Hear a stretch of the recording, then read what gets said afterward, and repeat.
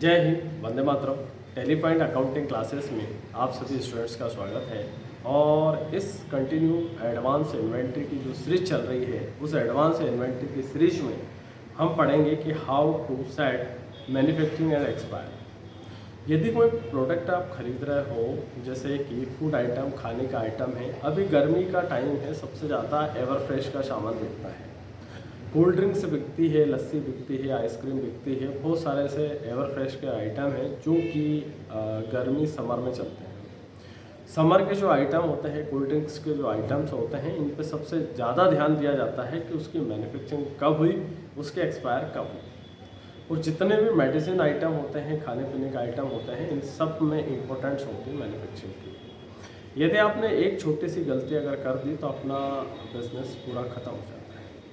यहाँ पर अगर मेडिकल एक डिपार्टमेंट में, मेडिकल लाइन में, मेडिकल वाले बिजनेस में, यदि आपने गलती से भी अगर किसी को एक्सपायर टैबलेट दी थी, यदि किराने की शॉप पे आपने अगर मान लो कोई सा एक्सपायर प्रोडक्ट दे दिया, तो आपको बहुत बड़ी दिक्कत हो जाती है बिजनेस करने में।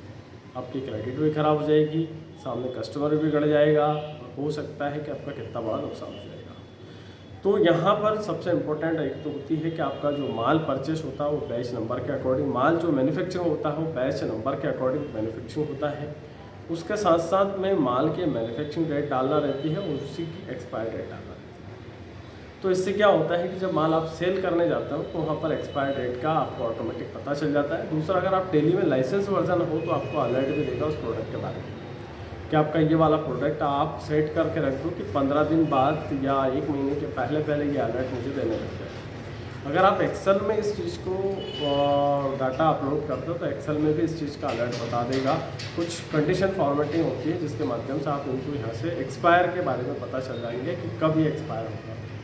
तो आइए देखते हैं कंटिन्यू एक्सपायर डेट और मैन्युफैक्चरिंग डेट के बारे में, प्रोडक्ट के बारे में डिटेल में डेट में समझते हैं। आज का जो हमारा चैप्टर है, टॉपिक है, वो है मैन्युफैक्चरिंग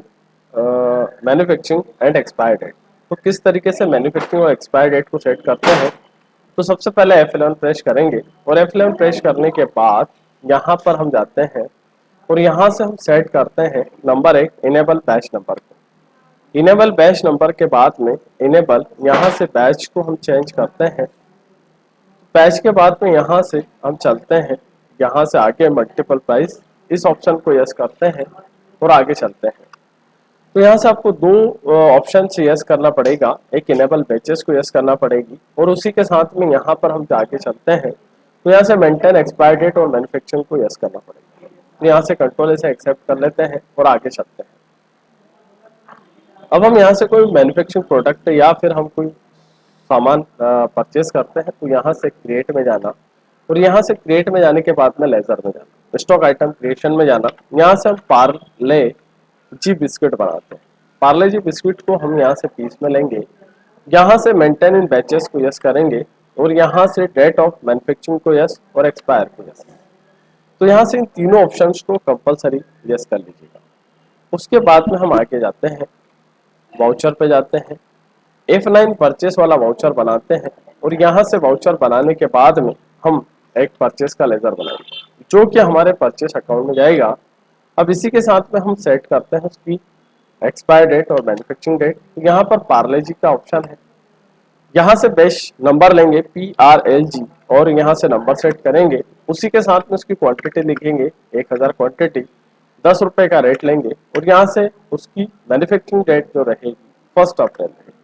एक्सपायर डेट जो रहेगा वो 1/12 सेट करेंगे। तो यहाँ से 1/12 सेट करी, एंटर प्रेस करा।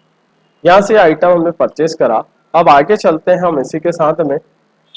आगे चलने के बाद में हम यहाँ पर सेल्स वाले वाउचर में F2 दबाते हैं और F2 दबाने के बाद में 1/5 प्रेस करते हैं, इंटर प्रेस करा, फिर इंटर प्रेस करा।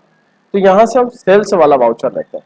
तो सेल्स वाले वाउचर में हम इंटर प्रेस करते हैं, फिर इंटर दबाते हैं और यहाँ से हम पार्ले जी वाला आइटम लेते हैं और यहाँ से हमने 10 क्वांटिटी ली। तो ये क्वांटिटी जो रेट सेट करेंगे 500, 1500 रुपए का रेट सेट करेंगे।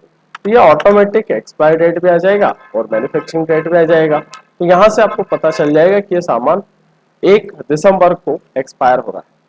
लेकिन यही सामान अगर 2 दिसंबर को हम इसके सेल का बिल बनाते हैं तो हम आगे चलते हैं क्या होता है।